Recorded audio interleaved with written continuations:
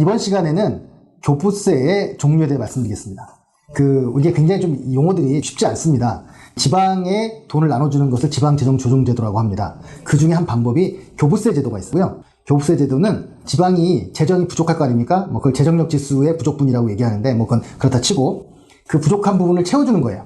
우리나라가 국세가 80, 지방세 20인 나라잖아요? 당연히 지방이 자립을 할 수가 없습니다. 대부분의 경우에는 뭔가 부족한 재원을 채워주는 필요성이 있습니다. 그래서 그 대표적인 것이 교부세 제도고요.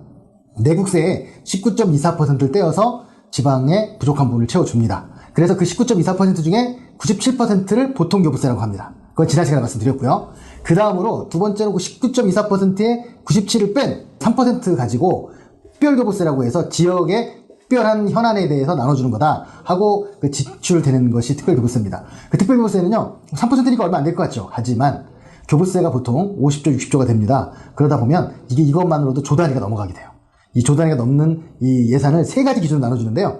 가장 큰 거는 재난이라든가, 갑자기 이제 교부세는 딱 정해진 액수에 맞춰 나눠주는 거니까 산불이 난다거나 홍수가 난다거나 무슨 큰 지진이 났다거나 이럴 때는 갑자기 수요가 발생하는 거잖아요. 그래서 그것을 채워주는 게 바로 그 재난안전수요, 그래서 50%를 채워줍니다. 그리고 나머지에 대해서는 산정법으로 알 수 없는 지역 현안, 특별한 재정수요 있을 수 있잖아요. 그것만 재난이 아닌 거를 40%를 채워줍니다. 그리고 난 다음에 10% 정도를 가지고 뭘 하냐면 국가적인 장려사업, 국가와 지방자치단체 간에 시급한 협력이 필요한 것, 역점사업 이런 걸 나눠줍니다. 그리고 지방행정이나 재정운용이 실적이 우수한 지방자치단체에 대한 재정지원 이런 것들 나눠줘요. 그러니까 이게 어떻게 되겠습니까? 이 세 가지. 가장 큰 재난안전수요는 재난이 발생해야 되니까 그거는 특별히 줄 수 없겠죠. 어떻게 보면 사고가 난 게 특별한 거기 때문에 그 돈을 준 게 특별하다고 볼 수는 없어요. 그럴 때 빼면 나머지 두 가지 기준재정수요, 그러니까 평상시에 필요하다고 인정된 거 말고 특별하게 더 주는 거, 여기서 이제 특별한 그 지역에 주는 돈이 형성이 되는 거예요. 다만 김유리 팀장이 또 다른 보고서를 통해서 말씀드렸던 것처럼 좀 특별하지 않는 경우가 많아요. 왜 그러냐면 이건 정말 알 수가 없죠. 파악할 수 없고 재난이 발생한 것도 아니기 때문에 결국은 지역을 돌아가면서 주게 되거나 아니면 예결위 국회의원들한테 어떤 약간의 배려 차원에서 나눠주게 됩니다. 그게 이제 그 지역 현안 수요고요. 그리고 이제 10%밖에 안 되지만 국가지방협력수요라는 것은 사실은 행안부에서 제일 중요하게 여기는 거예요. 왜 그러냐면 예를 들면 행안부에서 이번에 우리 세주소 부여 사업을 하겠다라고 해서 하는데 지방이 말을 안 들어요. 그러니까 이 지방한테 약간 당근을 주기 위해서 지역 국가지방협력수요 해가지고 돈을 줍니다. 그래서 이런 건 이제 10%밖에 안 되지만 이것도 1,000억 원대가 넘어가거든요. 그걸 가지고 이제 주기도 하고요. 또 아니면 재정조기집행. 저는 굉장히 싫어하는 그 제도인데요. 재정조기집행 같은 것을 지방에서 잘 하고 있는지, 그리고 잘하면 포상을 주는 그런 걸로 해가지고 인센티브를 주는 이런 걸로 해서 국가지방협력수요 사업을 합니다. 그러니까 옛날처럼 내무부 시절처럼 분권이 없었던 시절에는 막 하라고 하면 하는 거고 징계도 할 수 있고 했을 때는 이런 게 필요가 없었겠지만 지금은 지방분권, 지방자치제가 실시가 되고 있기 때문에 그 어떤 이제 당근이 좀 필요한 거예요. 그래서 그걸 가지고 10% 손으로 활용합니다. 그래서 이 세 가지, 재난안전수요 50%, 그 다음에 지역 현안수요 40%, 국가지방협력수요가 10%가 있다. 요거를 기억해 주십시오. 그리고 난 다음에 이게 이제 그 국세의 19.24%를 가지고 주는 이제 그 교부세고요. 이거 말고 또 다른 의미의 교부세가 두 가지 더 있습니다. 하나는 부동산 교부세예요. 이거 부동산 교부세는 뭐냐면 우리 종부세 있지 않습니까? 우리 세금을 할 때 가장 이슈가 되고 있는 종합부동산세, 그것들로 걷어들이는 돈을 나눠주는 게 그 부동산 교부세예요.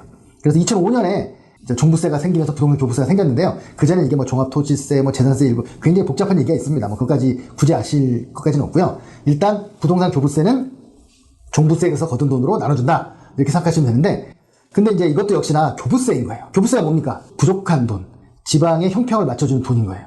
특별자치시나 시군자치구에는 어떻게 하냐면 재정여건의 50%, 사회복지 35%, 그리고 지역교육의 10%, 보유세 규모에 따라 5%를 줘요. 그러니까 우리가 지금 사실은 종합부동산세를 걷게 되면 그 돈의 거의 대부분이 수도권에서 거치겠죠. 집값이 비싼. 거기서 거두면 수도권에 가지 않아요. 많이. 극히 일부가 가고요. 대부분 그 비수도권으로 가게 됩니다. 왜 그러냐면 재정 여건을 보는 거니까 수도권은 재정 여건이 별로 나쁘지 않겠죠.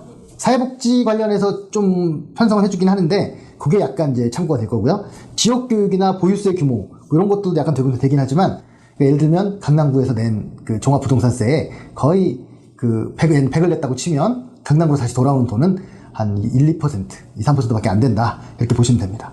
그리고 이제 특별자치시나 시군자치구 말고 다른 곳, 제주도만 따로 갖추는 게 있어요. 그건 뭐냐면 부동산 교부세 총액의 1.8%만 그 제주도에는 무조건 주는 것으로 되어 있습니다. 제주도는 정말 특별한 자치도이기 때문에 우리 그 보통교부세에서도 퍼센트를 정해가지고 특별하게 주잖아요. 그것처럼 종합부동산세에서 이렇게 주게 됩니다. 그러면 이제 어떻게 됩니까? 우리 지금까지 들은 게 보통교부세, 특별교부세, 부동산 교부세가 있었죠. 네 번째로 소방안전교부세라는 게 있습니다. 이것도 역시 지역의 형평에 따라 나눠주는데요. 이 돈은 어디서 나오냐면 담배값에서 나옵니다. 2015년에 담배 가격을 인상하면서 담배분 개별 소비세가 신설됐어요. 그래서 담배에 대해서 세금이 부과될 때 개별 소비세를 부과합니다. 그래서 그 중에 20%를 재원으로 그 신설됐고, 그 개별 소비세 지금은 이제 45%까지 올랐어요. 그러니까 담배에 부과되는 개별 소비세의 45%. 이 돈이 5천억이 넘는 돈이 되고 좀 곧이어 1조가 될 것 같아요. 그래서 소방 업무가 광역사무인데 그래서 광역단체에 이 돈을 이제 지불합니다. 그래서 저도 이제 최근에 알게 됐는데 도대체 무슨 근거로 담배에서 나온 돈을 소방에 주느냐 그랬더니 제가 볼 때는 많이 머리를 짜낸 것 같습니다. 화재 요인 중에 20%가 담배꽁초에서 나온다는 거예요. 그래서 담배를 판매한 돈에서 걷는 게 맞다는 거예요. 그래서 아무튼 그렇게 해서 저희 소방안전 교부세를 나눠주고 이게 이제 그 소방관들의 월급이라든가 소방시설 같은 데 돈에 주로 쓰여지게 됩니다.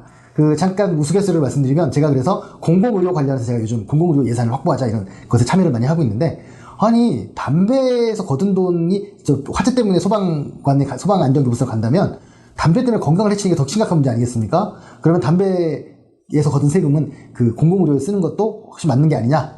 뭐 그런 지금 주장을 펴라고 제가 자문을 하고 있습니다. 네, 그래서 다시 한번 말씀드리면 우리나라의 교부세는 지방자치단체 부족한 돈을 채워주는 거다. 그 중에 보통교부세가 제일 크고 그 다음에 특별교부세가 있고 부동산교부세가 있고 소방안전교부세가 있다. 이 네 가지가 있다. 이것을 지방에 골고루 나눠